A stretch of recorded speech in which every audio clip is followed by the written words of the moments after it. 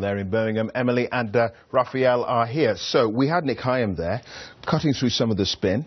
First of all, the Tories talking about £3,000, £3,038, I think it is, increase for every working family, according to Labour's tax plan, so they say. Grant Sharp says, yes, we did, well, we didn't have the right figures. We had to think of these figures.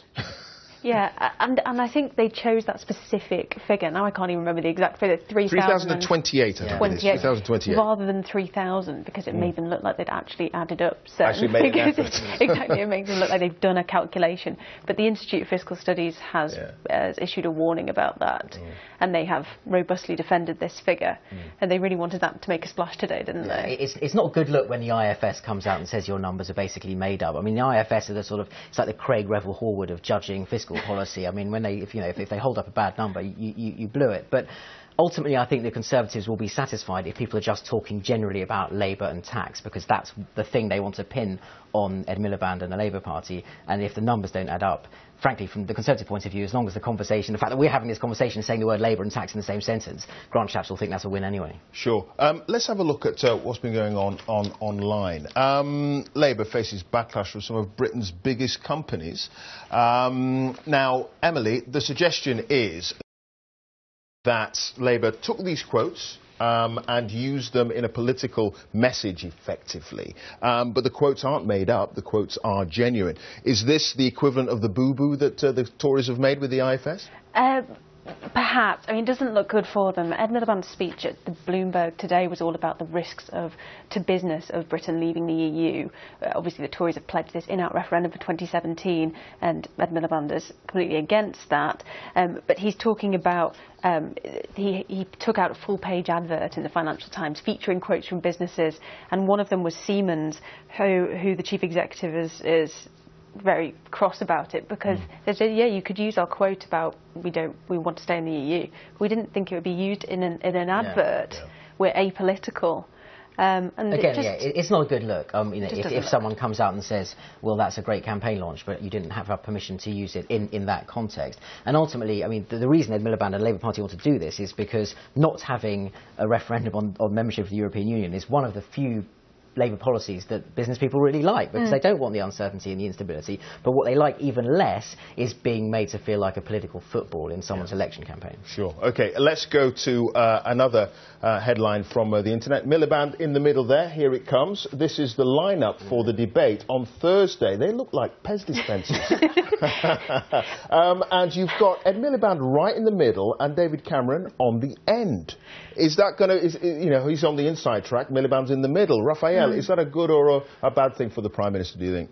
Again, I think you could configure it either way, couldn't you? Either he'll be sort of like, why am I pushed out the side here? Or he could say, as I said earlier, behold these clowns and also Rans, I'm the only Prime Minister. Again, it'll also depend on the performance. I think probably Ed Miliband will be quite pleased to be the one in the middle saying, look at everyone else, but I'm the guy who's got to make the pitch, because ultimately he is the only alternative candidate for Prime Minister.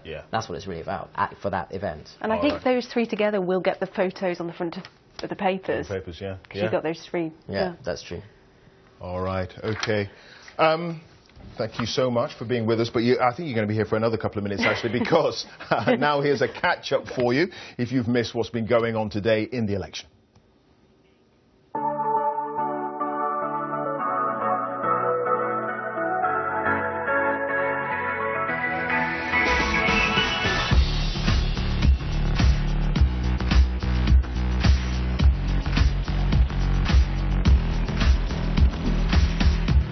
In 38 days, you face a stark choice. The next Prime Minister walking through that door will be me or Ed Miliband. The very last thing that the country now needs is a lurch to the left or the right. And yet that's exactly what the Conservative and Labour parties are now threatening. If he has his way, he'll have us inside the European Union banging on the door to leave, or even worse, outside the European Union banging on the door trying to get back in.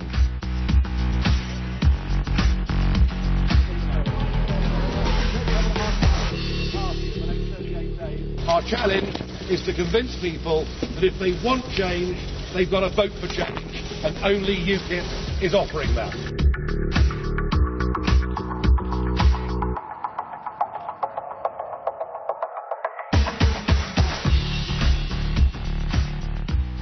You've got to have some lighter moments in the middle of all this. Emily and Raphael, our final chat this evening.